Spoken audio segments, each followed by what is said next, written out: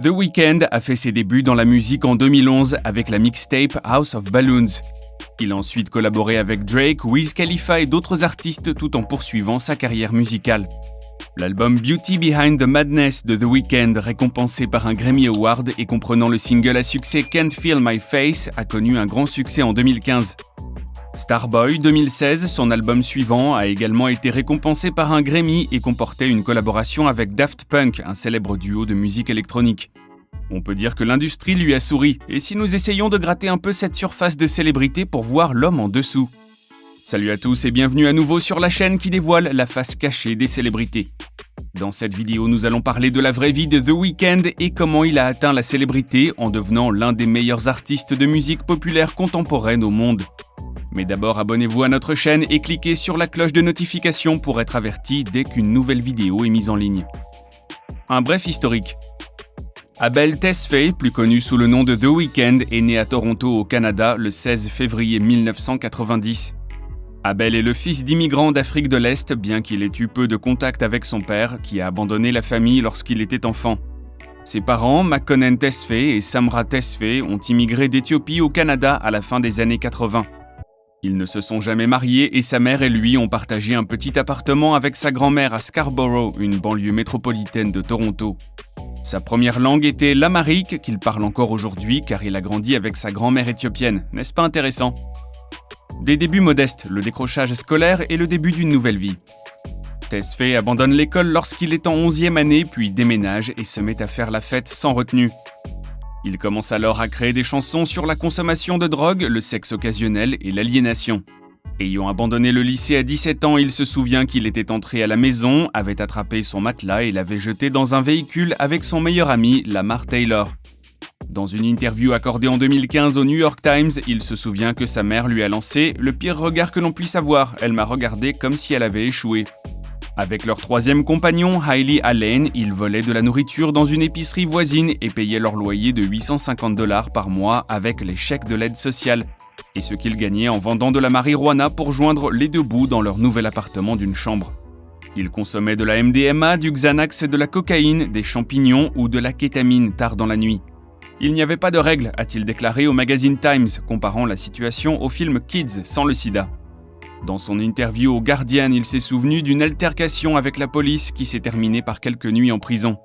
Négligeant de donner des détails, il dit simplement que c'était suffisamment grave pour que je me ressaisisse, que je me concentre. Tout le monde n'a pas une autre occasion, poursuit-il, mais à cet âge on a généralement une seconde chance après une tape sur les doigts. Soit on profite de l'expérience et on se dit que c'est la goutte d'eau qui fait déborder le vase, soit on ne le fait pas. Et le prochain mouvement après ça, c'est toute votre vie. Vous devenez ce que vous devenez à cause du prochain mouvement que vous faites. Pour s'en sortir, il a trouvé un emploi chez American Apparel, mais c'est l'écriture de chansons qui l'a fait avancer. Taylor l'a filmé en train de chanter ses 3 premières chansons inspirées par leur débauche alimentée par la drogue et l'a posté sur YouTube en 2010, alors qu'il n'avait initialement l'intention de ne vendre sa musique qu'à d'autres artistes. Il est resté inconnu, sans image ni même un vrai nom pour accompagner son travail, racontant au Times que ses collègues manutentionnaires à l'entreprise écoutaient sa musique sans se rendre compte que c'était lui. Carrière musicale. Les premières influences musicales de The Weeknd vont de la musique traditionnelle éthiopienne à Michael Jackson, le roi de la pop. The Weeknd a mentionné le smash de 1979 de Michael Jackson, Don't Stop Till Get Enough, dans une interview avec Vanity Fair, le décrivant comme « la chanson qui m'a aidé à trouver ma voix, c'est grâce à cela que je chante ». Il a rencontré Jeremy Rose, un musicien et producteur, et les deux ont commencé à travailler ensemble. Leur collaboration a donné lieu à 3 titres atmosphériques, The Morning, Loft Music et What You Need, avec des paroles à moitié chantées et à moitié rappées. Les chansons de The Weeknd ont été téléchargées sous forme de fichiers audio sur le site web de partage de vidéos YouTube à la fin de 2010. Et leur popularité a grimpé en flèche après qu'elles ont été présentées sur le blog du rappeur canadien Drake. Grâce au soutien de Drake, Tesfaye a eu plus d'opportunités d'enregistrement et en mars 2011, il a réalisé une mixtape de 9 chansons House of Balloons qu'il a publiée en téléchargement gratuit. L'album reçoit des critiques positives et est nominé pour le prix Polaris Music au Canada. En juillet de la même année, Tesfaye a fait sa première prestation publique en tant que The Weeknd dans une boîte de nuit de Toronto. En 2011, il a sorti 2 autres mixtapes gratuites, Thursday et Echoes of Silence. Il a également contribué à l'album Take Care de Drake en 2011. En septembre 2012, The Weeknd a signé un contrat avec Republic Records. 2 mois plus tard, il sort Trilogy, une collection de versions remasterisées des chansons des 3 mixtapes qui devient rapidement un succès. Le premier album studio de The Weeknd, Kissland 2013, n'a cependant pas réussi à percer au-delà de ses fans. Les précédentes mixtapes de The Weeknd ont été rééditées en 2012 sous le nom de Trilogy, un album de platine pour le jeune artiste. Malgré sa notoriété croissante, il a réussi à rester anonyme aux yeux du grand public. Pendant longtemps, The Weeknd a refusé de donner des interviews et a préféré utiliser des photos de femmes à la place de la sienne pour son album de 2013, Kissland. Une partie de l'aura qu'il a cultivée autour de lui était délibérée, mais elle reflétait aussi sa timidité et ses craintes au début de sa carrière. The Weeknd a ensuite demandé à sa maison de disques de l'aider à écrire des chansons. Il en résulte un partenariat professionnel avec le Suédois Max Martin, ainsi qu'un duo avec la diva de la pop Ariana Grande intitulé Love Me Harder. La chanson qui est sortie en 2014 s'est hissée dans le top 10. L'ascension de The Weeknd s'est poursuivie en 2015 avec l'album numéro 1 Beauty Behind the Madness. Son tube, infusé de disco-pop Can't Feel My Face, qui pourrait parler d'une expérience romantique ou de l'usage de drogue, est devenu la chanson de l'été pour beaucoup.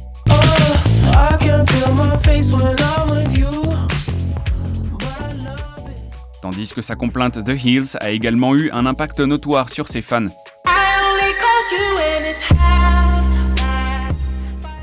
Cet album bien accueilli a permis à The Weeknd d'obtenir 7 nominations aux Grammy Awards, Earned It remportant les prix de la meilleure performance R&B et du meilleur album urbain contemporain.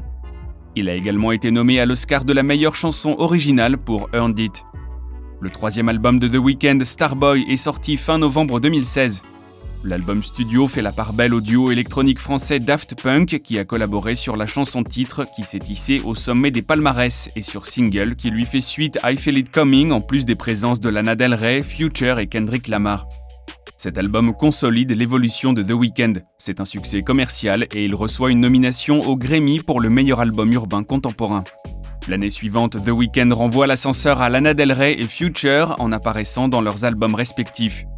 Son album suivant, My Dear Melancholy, sorti en mars 2018, rappelait ses travaux précédents avec des tonalités mélancoliques et ambiantes. Cette année-là, il remporte le Grammy du meilleur album urbain contemporain pour Starboy. Fin mars 2018, l'album My Dear Melancholy de 2018 comprend le single Call Out My Name.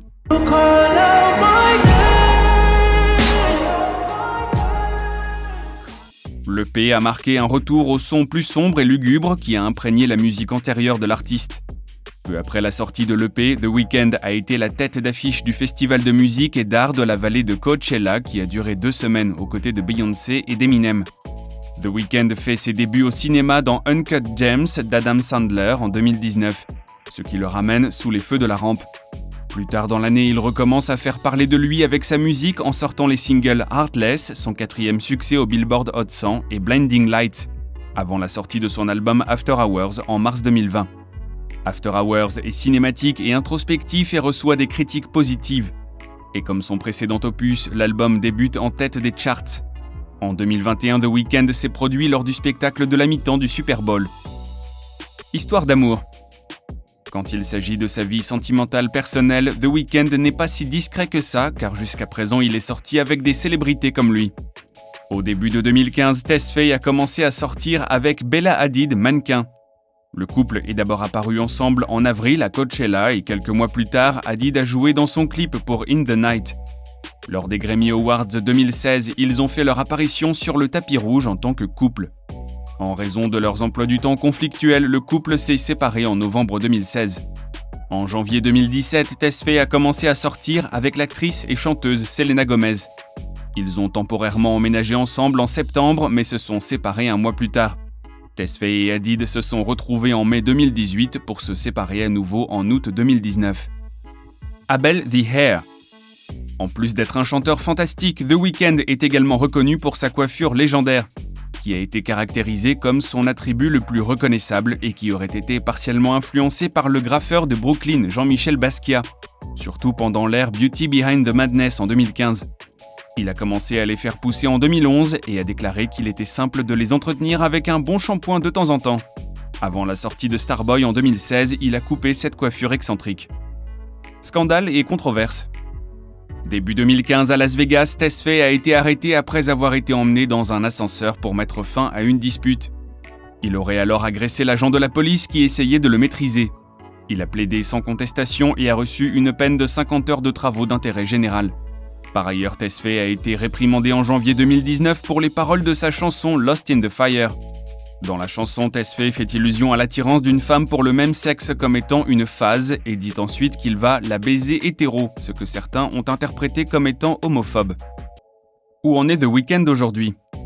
Le 29 juin 2021, Tesfaye a annoncé avec le créateur d'Euphoria, Sam Levinson, et son partenaire de production, Reza Fahim, qu'il allait coécrire, produire et jouer dans une nouvelle série télévisée de HBO intitulée The Idol.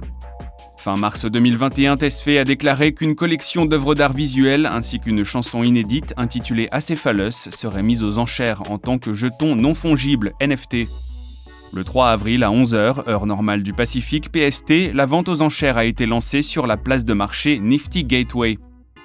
La vente de la collection a permis de récolter plus de 2 millions de dollars, dont 490 000 dollars pour une chanson. 3 objets audiovisuels ont été fournis sous forme d'édition ouverte, 4 œuvres d'art statiques ont été proposées sous forme de 2 enchères silencieuses. Et de 2 croquis et une vidéo primaire autonome intitulée The Source a été incluse dans la collection. Cela semble incroyable que le chanteur super talentueux se nourrisse de cette manière assez inattendue. Nous sommes arrivés à la fin de cette vidéo, alors que pensez-vous de la façon dont Abel Tesfaye est passé de l'abandon de ses études et du statut de sans-abri à l'une des plus grandes célébrités du monde de la musique populaire contemporaine ? Dites-le nous dans la section des commentaires. Si vous avez aimé cette vidéo, n'oubliez pas de liker et de la partager autour de vous. À bientôt.